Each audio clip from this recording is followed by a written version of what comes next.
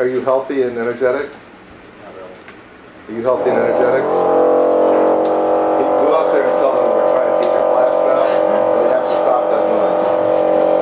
Is it just that out here? Wherever it is, it has to come to an end. That's right. You guys put my name on it. Yep.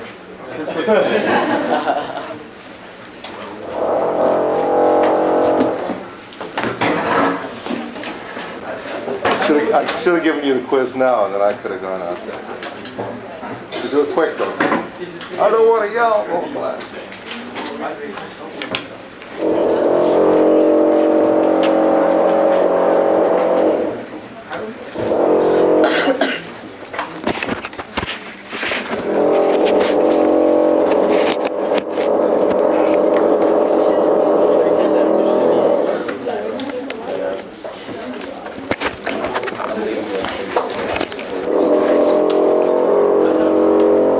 No lab this week, as you know in your email. So you have an easy week as far as that goes. The homework this week is easy because I thought you guys still are... Wait, what? No, it's not. The homework is easy because you still are in exams. I don't promise to do this next exam period, but I'm doing it now. Any questions about last lecture and the beam? Anybody want me to repeat any of that, or do you think you understood it and you're happy with it? Are there labs next week, even though we're not going to be here the first 2 days? I think there will be labs next week, even though you're not here the first 2 days. Really, you're not here the first 1 day. So the question is, what do we do about Tuesday's labs? The tentative plan is the Tuesday lab will go into the next week, but we haven't worked that out yet. Yes? So do we have lab class this week?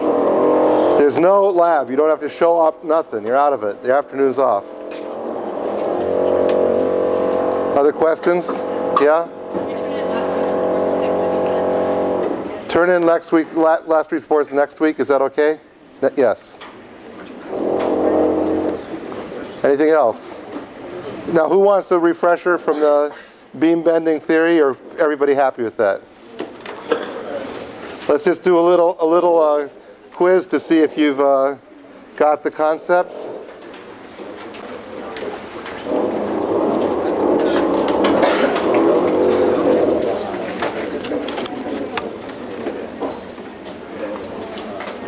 Take out your clicker.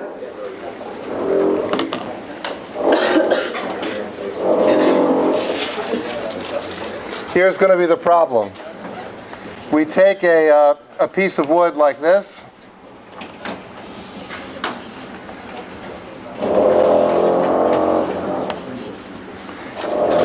and let's say this piece of wood is what's called a 2 by 6, which is a 2 inches by 6 inches, and let's say it's some length long, I don't know what it is, and there's some F applied here, and as a consequence of applying that F on this thing, which is supported along this edge like so,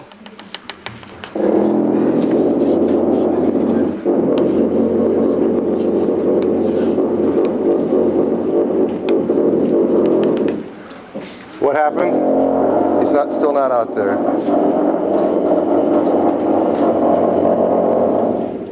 Are they like Jack? Are they like what? Jack. They're cutting the building down. They're just cutting it right off. This right underneath the floor is going to. I don't know what they're doing. As a consequence of applying this force to this thing, let's say it goes down here. Let's say it goes down 9 inches. Okay. Now the question is, this is you build a deck in your house and you stand in the middle of the board and you find it deflects like this. On the other hand, you could, if you wanted, arrange the structure a different way. So you took that same piece of wood and arranged it like so, and then you applied the same load to it, like so, and it's the same length. And here's our 3 inches, and here's our 2 inches, and our 6 inches, and this is supported the same way, and this is supported the same way. And as a consequence, this goes down some amount, which is more or less. And the question is what is that equal to?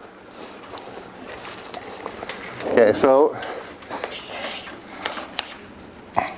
I'm going to give you some possibilities. So to start with, we had that it went down 9 inches. And it might be that as a consequence of changing things around like that, it still goes down 9 inches. Or it could be that it goes 27 inches. Or it could be that it goes 3 inches. Or it could be that it goes 1 inch. Or it could be that it goes 1/3 of an inch. And let's call these A, B, C, D, E. And before you get to actually doing this calculation, which I give you a minute to do, not in teams, but by yourself, let me just tell you about this piece of wood here. It's called a nominal 2x6. So if you go to a hardware store, a lumber yard, and buy a piece of lumber, this is probably the most standard piece of lumber used for things like ceilings in houses and floors and things like this. It's an extremely common piece of lumber. What you find is that you buy a piece of wood whose dimensions are 2 inches by 6 inches. If you were shopping in 1895, which none of you have done. So if you go to an old house, very old house, 100 years old, more than 100 years old, you'll pull out pieces of lumber and you measure the sizes and they'll be 2 inches by 6 inches. What happens now is if you go shopping for this piece of wood, you get a piece of wood which is shaped sort of like this, and they call it a 2x6, but actually the dimensions of it are, who actually knows this? 1 3/4 by 5 1/2, is it, or 5 1/4? Is 1 3/4 by 5 1/4? What? It is not 5 3/4. You think it's 5 3/4? I'll bet you 5 cents on that. What do you think it is in the other way? 1 3/4? Yeah, I think it's 1 3/4. So 1 3/4 by, and then we have a debate about whether this is 5 3/4 or 5 1/2 or what. 5 cent bet on that. 5 cent bet. Really? Would you consider an insult if you said you can only buy that in 1896, but I can buy 2x6s in my own town? You can? What do they call it? Rough cut lumber? Yeah, right. No, I don't consider it an insult.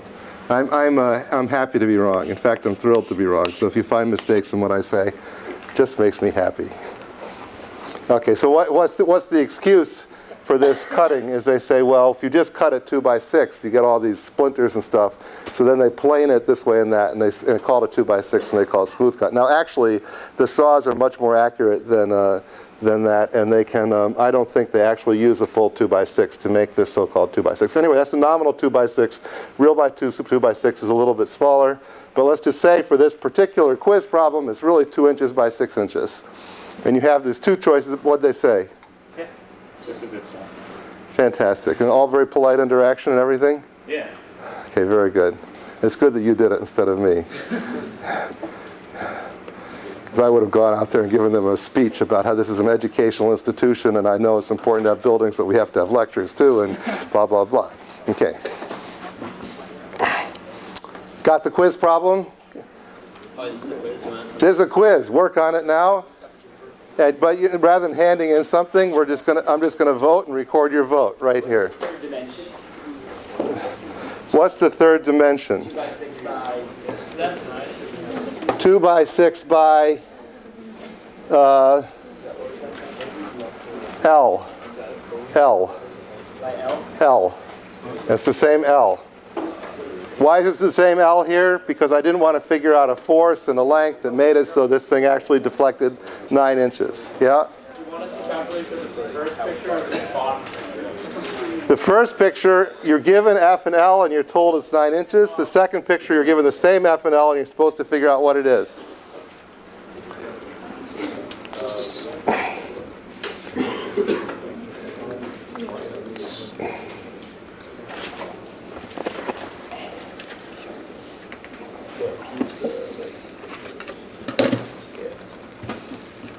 And I'm going to, I think I'm going to stop this vote and start a new one.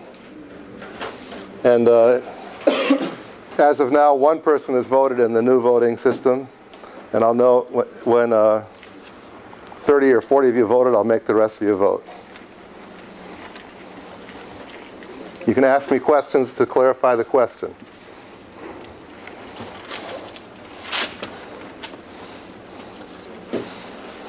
It's open. Say again? The voting is open. The voting is open.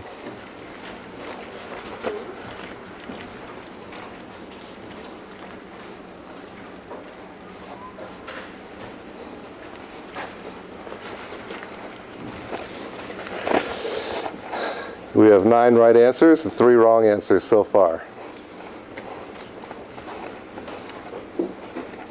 So if you voted already, you have a 25% chance of being wrong. Oh, that's just gone up a little bit.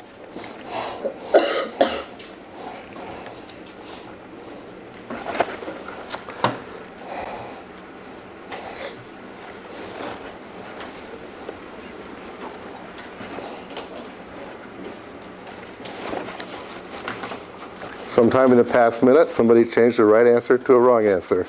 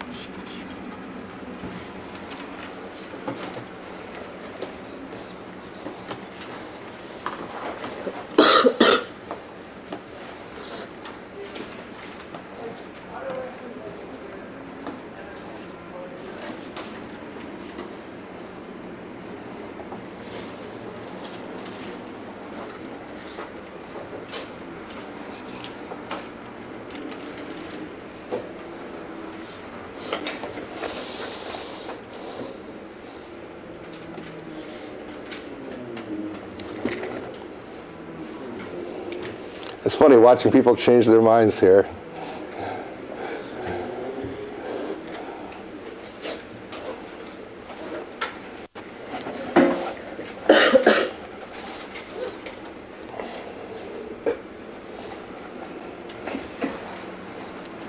If you voted already, there's a 2/3 chance you did it right.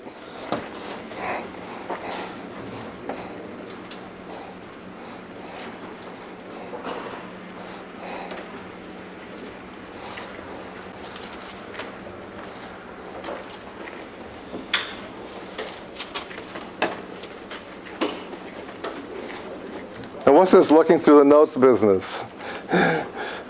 You're supposed to have this in your head.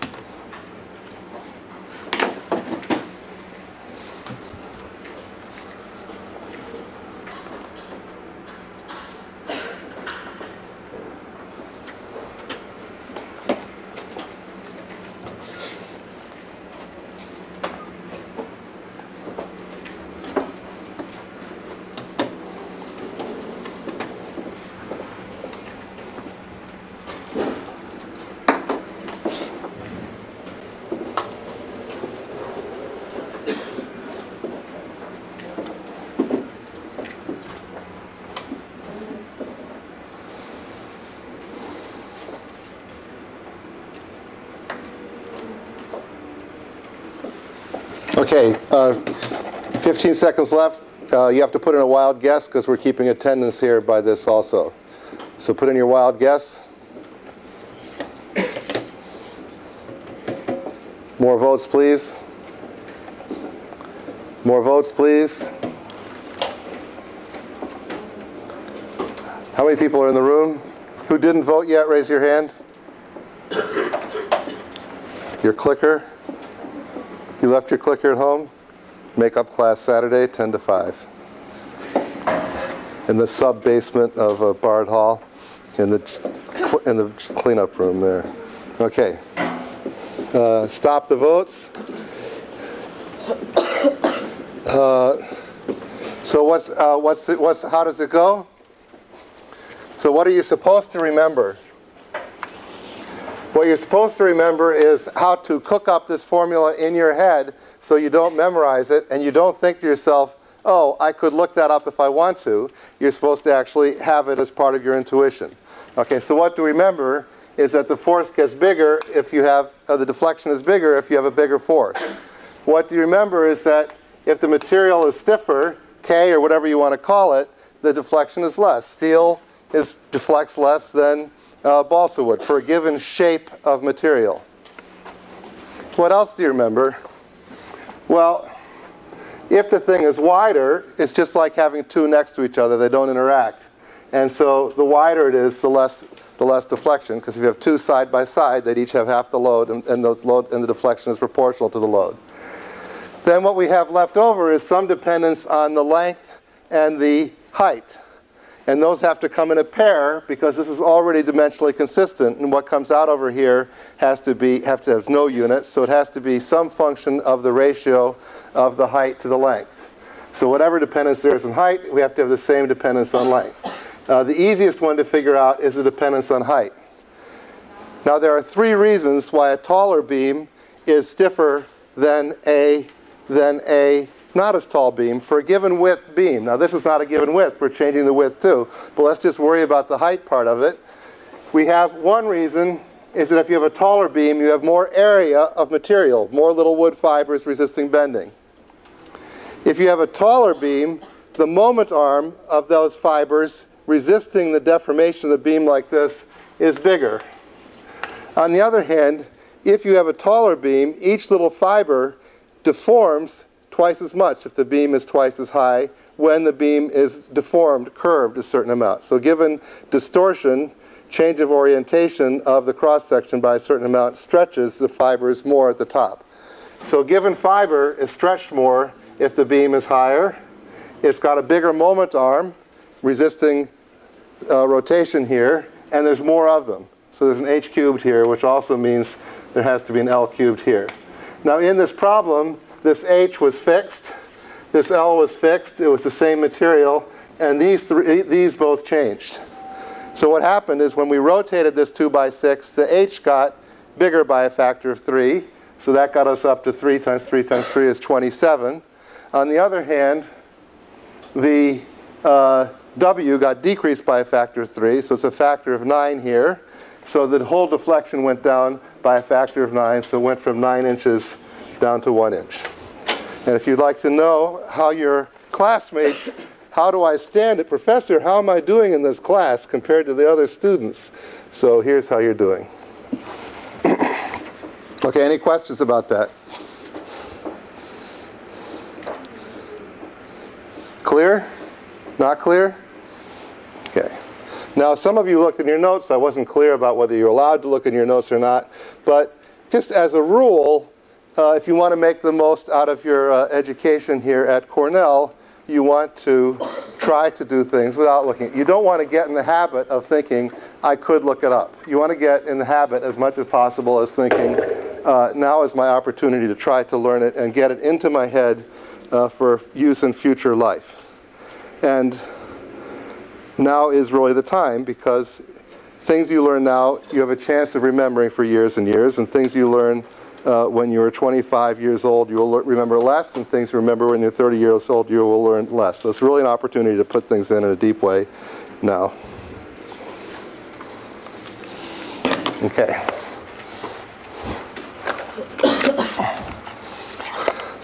So in our trip through basics of mechanical engineering, we've done a touch of fluid mechanics, in particular hydrostatics. There will be some more fluid mechanics in the lecture on Thursday, which is a guest lecture. We've done a touch of solid mechanics. Yes? For when you say lesson 6, is that 2.6 in the things that we did on the tutorials? Or is it I think they're in two groups, and the first group is 6, and the second group is... Lessons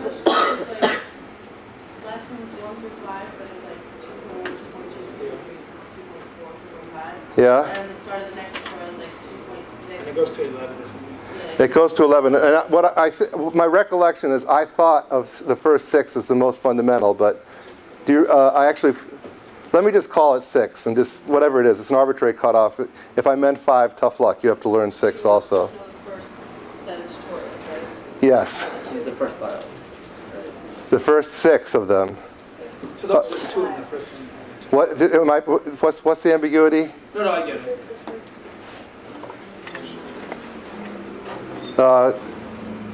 Through the first 6, which is numbered 2.1 to 5 and then 3.1. Is that what it is? It's 2.1 to 2.5 and 2.6 to Okay, so it's 2.1 to 6 we're talking about. Is that clear? Not clear? Okay. Now what does it mean? How do you go about studying this? The simplest way to study it is just make sure you can do the exercises that come with the tutorials. Are we not having class in this room then on the upcoming Tuesday? Or are you not doing it to computer lab? No, it'll be a pencil and paper computer quiz. How do you give a pencil and paper computer quiz? I ask you, write the command for X or Y. Or I write a command for X and Y and say, what does it do? Or I write a command for X and Y and say, it's supposed to do this, but I did it wrong, fix it. Those are 3 different ways to give paper and pencil computer tests. Got it? Now you say, well, how do we, I don't remember. One thing, in the context of computer exams, people think, well, how am I supposed to know the exact syntax? So everybody knows that everybody, even people who are good at computer programs, make mistakes in the exact syntax. So that if you just watch me try to program in class or in review sessions, you'll see I make lots of little mistakes. Everybody makes those. So certainly when you're grading a quiz like this, if you make one mistake about a comma versus a semicolon, we can't take off a lot of points.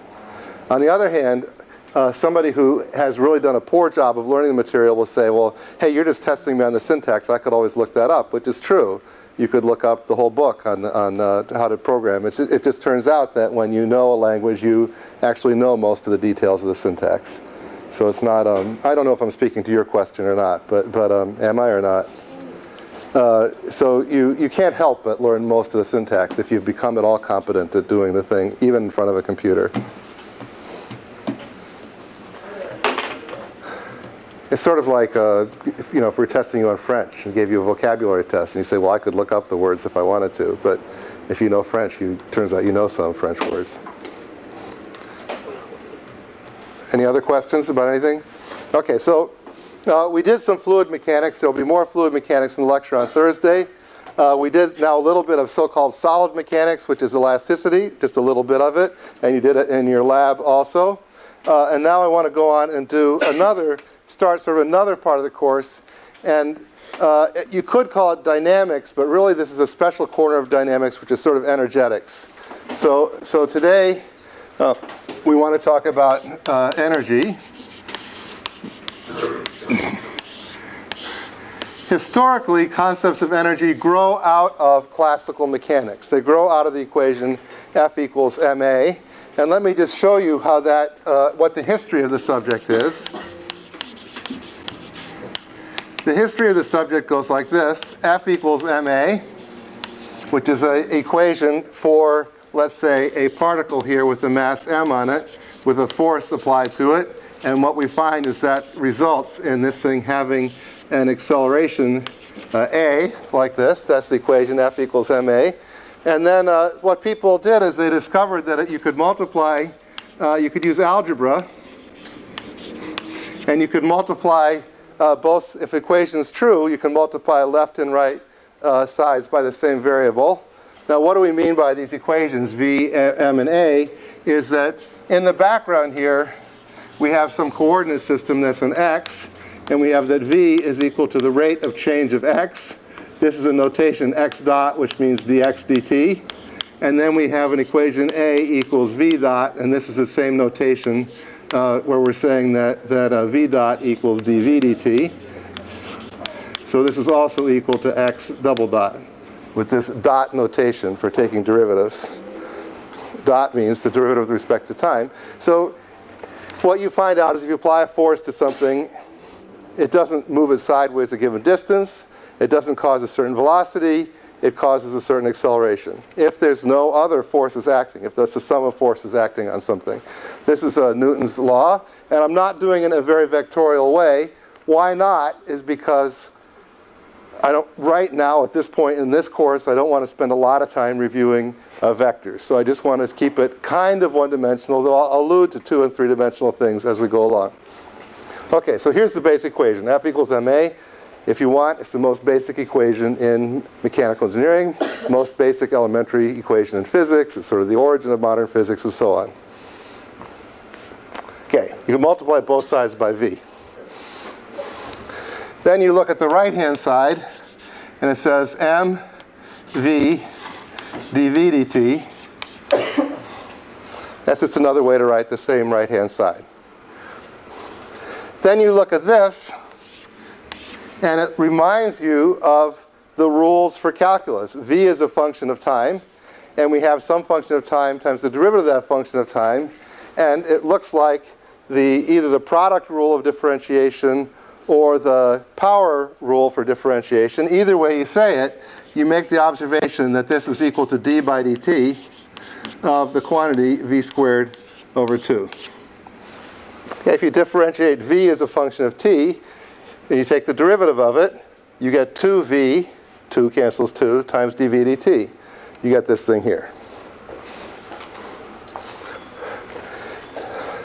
So then this takes us to the equation that F times V equals, now in mechanics, before 1905, we think of mass as being immutable, invariable, unchangeable.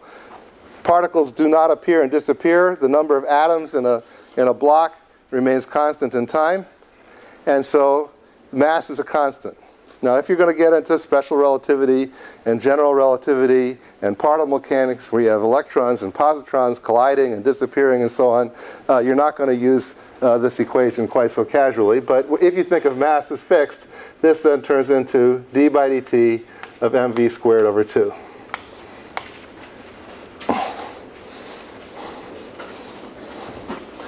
And then this people call the kinetic energy. E sub k equals kinetic energy. In elementary physics classes, people call this, say, Ke. A transition from, say, high school physics to college physics is that, and actually it's more or less a transition from technical practice to scientific practice, is that a single variable is described with a single letter. So just one of the cultural things that you learn that's hard to get used to is that in science, you'll find most of your professors don't like symbols like this because it looks like K times E. Whereas in high school physics, you'll have a quantity called KAE like this. This is not about, I'm not telling you anything technical. I'm just telling you the language of communication. So use E sub K for kinetic energy. So then this turns into E sub K dot. Now this thing shows up so commonly, this thing on the left, that we call it power. And then this is this fundamental equation for a particle. Okay, now you guys are asking questions or talking to each other. I think you're stuck over here. No. But I'm wondering, you know how you took out the v out of the dv on the second part? How do you get v squared over 2? Because you took out the dv. Okay, so let's just take this expression here and just do a side exercise in calculus. So this is d by dt of v squared over 2. That's the thing we're looking at. Yes? Okay, now, in general, when we're looking at things which are functions of time. So this is d by dt of v squared divided by 2. And these, all kinds of expressions, all kinds of so-called linear expressions, scalar quantities can slide in and out of parentheses and so on. So it's easier just to take the half out of our minds. Okay, and the expression is scalars slide through linear expressions like mercury slides through a chicken, which is some farm analogy about what happens if you put mercury in chicken food. And I've never done the experiment or seen the experiment, but I kind of figure out what must be happens when you do that. Okay, so anyway, scalars go through can slide around in these linear expressions like mercury slides through a chicken. We can just slide it out here. And then we have d by dt of v squared. Now we use the chain rule of differentiation. This is a function of a function. We take the derivative of that, which is 2v. So we have a half, and now in this thing we have 2v. And then we multiply that by the derivative of the thing we're differentiating with respect to time, which is 2v dv dt. Then this half cancels that 2, and we're back to this thing right here. Okay. Now that's one way to do it. Another way to do it is with the product rule, where you have v times v. If you have v times v, we get v times the derivative of v with respect to t, plus the derivative of v with respect to t times v. Swap those two, because scalar multiplication is commutative. We have the same expression twice, but we had a factor of a half. We cancel that, and we get the same thing. Does that answer your question? Any questions about anything I just said? So the dot over the EK means The dot over the EK means the rate of change. The rate of change of kinetic energy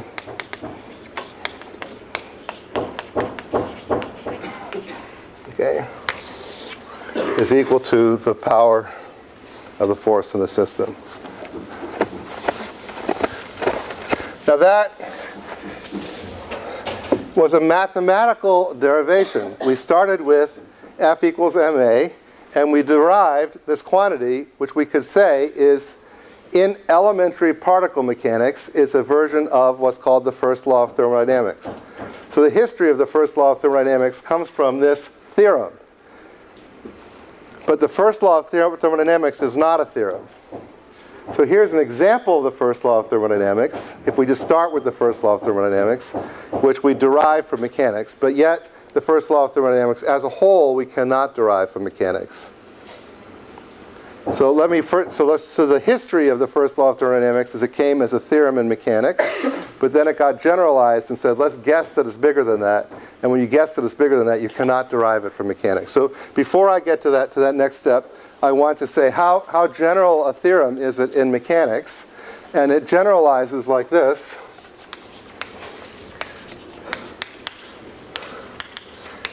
And this is going to be in pure mechanics.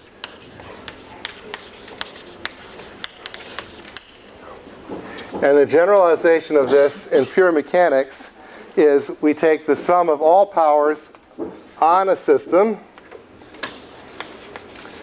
the power of external forces, and this is all forces on some system. And a key idea in all of science, and especially in mechanics and thermodynamics, is to have in mind what system you're using the laws of mechanics on. Some collection of atoms, some boundary you draw in your mind to which you're applying the laws of mechanics. You look at the forces on that system. You don't look at the forces internal to the system. And this is equal to the rate of change of the total mechanical energy.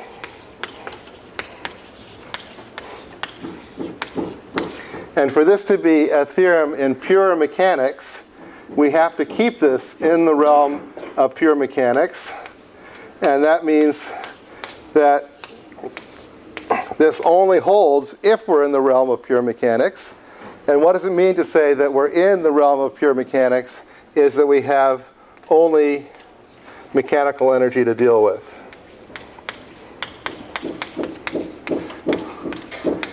So what do we mean by that? I don't want to spec it out too carefully, but what we mean by that is point mass kinetic energy. Say rigid object, rigid dash object, kinetic energy. So this is terms like 1/2 mv squared.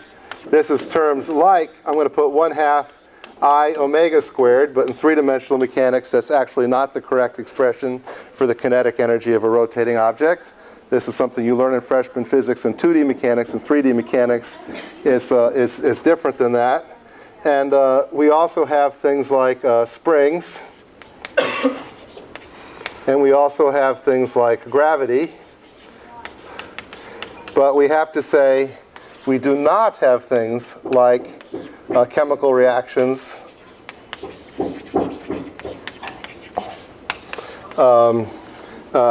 dissipation,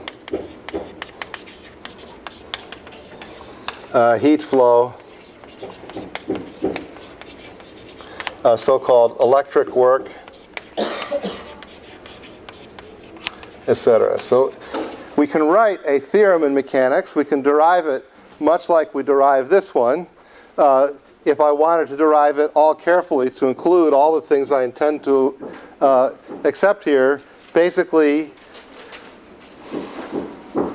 the way the Cornell curriculum is organized, I could not do this derivation properly for you until probably 1 month into the first year of graduate school in the Cornell curriculum. But nonetheless, you can remember the concept here, and the change in this general theorem from the one I just showed you over there is that we have an EK dot, and we also have a potential energy dot. So even though I don't expect you to know or learn the derivation now or in the next year, you can remember the idea, which is that if you have some collection of particles, and do you want to just, well, we've only got a few minutes left, but maybe I'll do it on my, will you do it, do you have time to do it on your way out? I go to your seminar. You're following me. Anybody have time to just go there on their way out? Nobody has time to go there on the way out? You do. So could you tell them that in class time that hammering is also disruptive? This is not for our benefit here, but for the rest of the lectures during the day.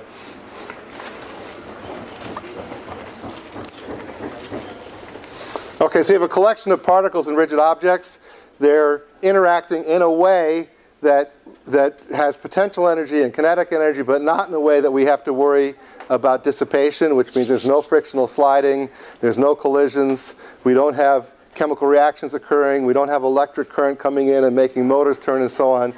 We can write this theorem, which looks very much like this theorem. A very intuitive thing. And it's very intuitive because you've been hearing it since you were in 3rd grade or 4th grade, this idea of conservation of energy. But what I mean to be showing you here is that the elementary concepts of conservation of energy are just theorems in mechanics. They're not general principles of physics. They're things which more or less you can derive from this one key equation of mechanics. So more or less, we can get to this general theorem from that one assumption. Now, there's some caveats. We have to extend the assumption a little bit, but basically this is a theorem. And why is it hard to prove? Because there's lots of vectors involved in matrices and so on to do that proof. And it's not like it's that hard. It's just not a freshman exercise. Okay, so given that history of this mechanics, people said maybe this is just more general. We start out by discovering that if we do work on a system, we have forces which have power on a system. It changes some quantity in the situation, in the system. Then you can generalize that, not generalize it, but think of a special case, which is what happens if there's no forces on a system. Then you look inside the system and the kinetic energy is fixed. And then you say, well, whether or not there are forces, let's say that the boundary of the system is such that the forces do no work. For example, you have a system and it's in a rigid box, and the boundaries do no work because they don't move. Either the forces are zero or the displacements are zero, velocities are zero. Then inside the system, you get this thing called conservation of energy.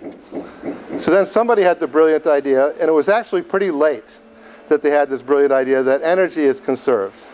So historically, I've read the first law of thermodynamics actually comes after the second law of thermodynamics. People understood things about dissipation and entropy production before they actually understood that this was a more general principle, that if you have a boundary around a system and no energy flows in, there's some conserved quantity of the energy on the inside. So that's the generalization. In pure mechanics, you can derive that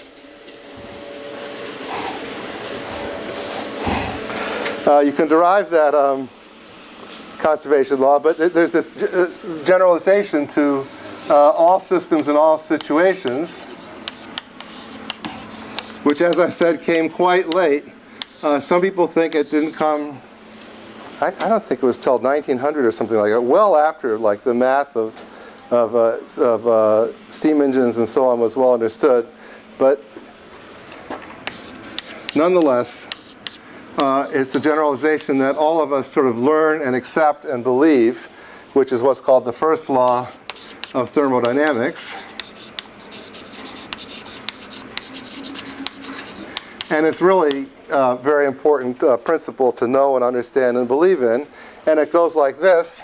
If you have any system, and this is what we call the system, and you draw a blob like this, and if you think car engine, think machine parts, think something concrete. Or, if you like, think some collection of an invisible plastic bag that surrounds some part of a fluid in a chemical reaction. Think whatever it is that you're interested in, but you label the inside of the system, you label all the particles red. It's a fixed collection of mass. And what you find out for the system is that if there's energy flow in, so this is the flow of energy in, that changes the total energy of the system. So the first law of thermodynamics goes like this. The flow of energy into a system is equal to the rate of change of the energy inside.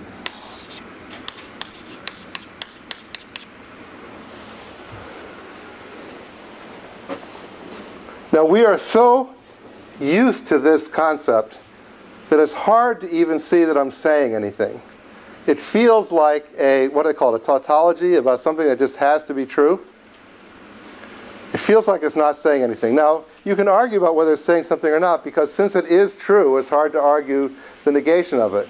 But if I just made up some crazy quantity, let's just make up a crazy quantity. The amount of money in the US economy. And we're going to make up a conservation law because we want to understand the science of economics. It's very important nowadays. And we can make up a conservation law which is the amount of money in the United States economy is equal to, its rate of change is the amount of money that flows in through the borders. And it sounds like, hey, that's true. How can you argue with that? Well, it's not true because they sit there in Washington and they tear up dollar bills or print them as they want to. So inside the system, some quantity that you just make up could be created or destroyed. And it turns out that this quantity called energy can't get created or destroyed inside a system. It can only flow through the boundaries. Now with the money, you could say, oh, I'm going to redefine it, and I'm going to say the printing press is actually outside the system, and I just mean the US economy outside the printing press. But it turns out, people put money under their mattresses, and then they throw away the bed, and disappears that way too. So, trying to define the boundary of the system all weird doesn't work. So it's it is an amazing statement here that there is this quantity called energy. You can't, inside a system, you can't create or destroy it. You're stuck with it. And if it changes, it can only change by energy flowing in from the outside. Now, what are the things you have to account for? Well, we have things like force times velocity, and this is the mechanical power. And this is what's going to be of key interest to us in this class, because this is mechanical engineering. But there are other ways that energy can get into a system. So there's electrical power. Now you could say this has to do with electrons flowing into the system. The system's not quite exactly closed, but electrons have very small mass.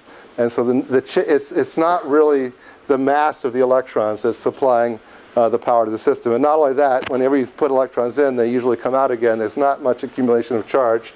So it's not really fundamentally a change in the boundary of the system which is leading to this. But you could argue about that. Are we really dealing exactly with a closed system when you allow terms like electrical power? Now, there could be radiation.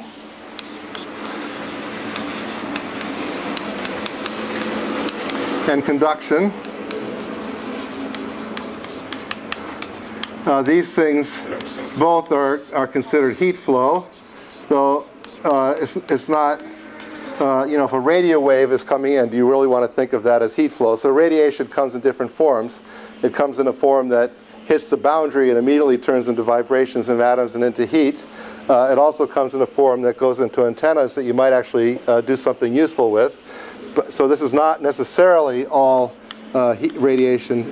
It's not necessarily all heat flow. And then there's other terms here, which I've got to put a super parentheses around, which is chemical energy in.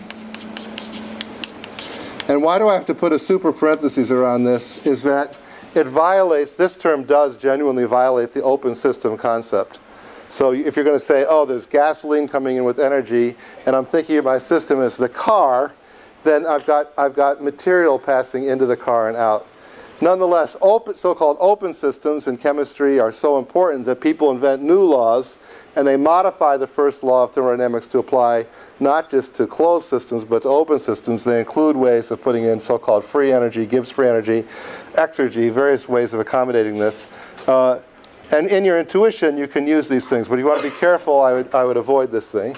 Then over here, on the right-hand side, we have the kinetic energy, mechanical kinetic energy, the mechanical potential energy, and then we have other things, which you can account for and use different languages for. But let's just call these other things internal energy. And these could include the heat content, they could include chemical potential, they can include electrical potential, and so on. Other terms. Is E sub P the electrical power? I said, say again? Is E sub P electrical power? No, E sub P comes back over here, and this is what we call, E sub P is what we call the potential energy. So it's what's associated with the stretch of springs and things like that. If you want to get inside a system in great detail, it's not always easy to factor out this potential energy from this internal energy. Which is a stretch of a spring, which is a change in chemical potential. They're actually different versions of the same idea. But generally speaking, people tend to think of springs as one kind of term and chemical reactions as another kind of term. Though technically they're not any different from each other. Spring energy is a stretching of chemical bonds. Okay, that's the first law of thermodynamics. Just to rehash. Historically, the first law of thermodynamics is a theorem in mechanics, with reasoning that you can understand when you apply it to a particle. If we do it in 2D or 3D for a particle, if you're good with vectors, as most of you should be at this point, I could have done this derivation as a vector derivation for 2 or 3D particle mechanics. If we go to so-called rigid body or rigid object mechanics, this mechanics derivation gets a little more technical, and it's more than I could possibly do in this class in a reasonable amount of time.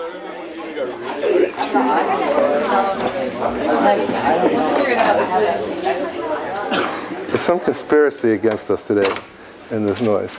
Nonetheless, you can imagine that there's a derivation we could do just using math and the laws of mechanics that tells us in a system where non-mechanical things are not important, where we don't have friction, dissipation, chemical reactions, electrical energy flow, and so on, in that kind of system, if we take the power of the forces, the force times the velocity, that tells you the rate of change of mv squared plus I omega squared, which is not, in 3D, is not quite this. And you add that, and the spring energy, it all adds up. Given this, people were inspired slowly, over 100 years or so, to extrapolate that maybe there's a more general principle here. And this is a principle now that turns out to be deep, and people believe in it. And even in modern physics, people believe in this principle, which is that somehow energy is a fundamental quantity, not just some derived quantity in mechanics and special circumstances, but it's much more general.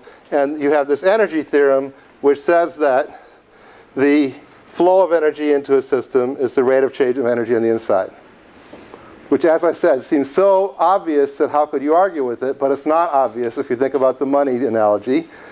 It could be, if you tried to make up your own quantity, that this would not work out. You just write some formula for something about positions, velocities, masses, and it will not be conserved, in that the change won't just be due to flow from something on the outside. It's not a constant. So energy happens to be this constant. People believe in it so firmly that when it seems like it's not conserved, you look for the leak and try to explain it.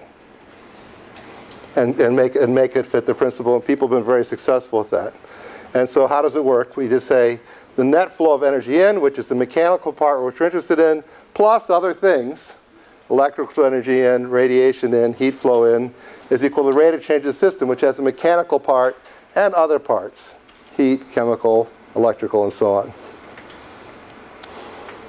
Happy with that?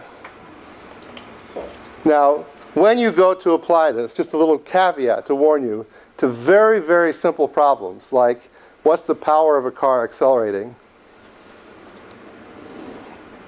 it's extremely easy to get confused. And the reason it's so easy to get confused is the formulas are so simple, it's hard to know whether you are dealing with the first law of thermodynamics or whether you're dealing with this theorem over here.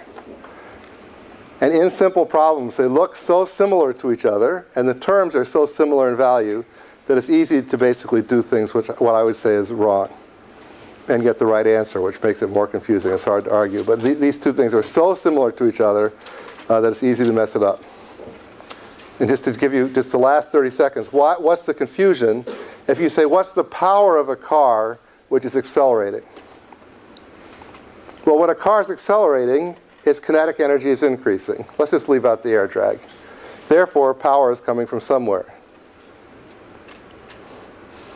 But if you look at a car and look at the force which makes a car accelerate, the force which makes the car accelerate is coming from where? The road. The road is touching the car at the bottom of the wheel. What's the velocity of the bottom of a wheel of a car? Relative to what? Down here, where Newton's laws are good, relative to the road.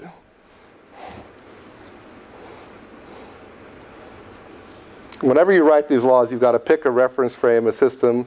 So we're taking the surface of the Earth. The car is going to be accelerating, picking up kinetic energy, moving fast relative to the surface of the Earth. What's the velocity of the bottom of the wheel, that little point of rubber that's touching the bottom of the road at the bottom? 0. It's 0. It's not sliding. Just take out your slow motion camera, look at a car from the side, look at that little piece of rubber, and you'll see that the little piece of rubber next to the little piece of gravel isn't moving. So what's the power of the road on the car tire? 0. So now we want to apply this theorem. It says the rate of change of kinetic energy of the car is equal to 0. Well, this theorem doesn't apply to the car. It's wrong to apply this theorem to the car, even though in freshman physics class they ask you to apply it to the car. Why is it wrong? Because really what's going on with the car is the mechanical power of the external forces is 0, and the rate of kinetic change of kinetic energy, all this stuff is 0, and the rate of change of kinetic energy of the car is coming from the rate of change of the internal energy of the chemicals in the car. But the formula looks the same. Now, to make it more confusing, even a car with all these moving parts, on the whole, on average, satisfies this equation. But the F and V don't correspond to the actual work of the forces on the car. They correspond to some much more vague concept, which is the work of the total forces on the center of mass of the car. So it's very confusing. Okay. What was my goal today? If you didn't know the subject at all, I wanted to introduce you, make it clear. If you did know the subject, I wanted to totally confuse you. Yes? Say again? Pass the homework in quick. Pass it into the end of the rows. Do it the standard way before you stand up, so it's much more efficient.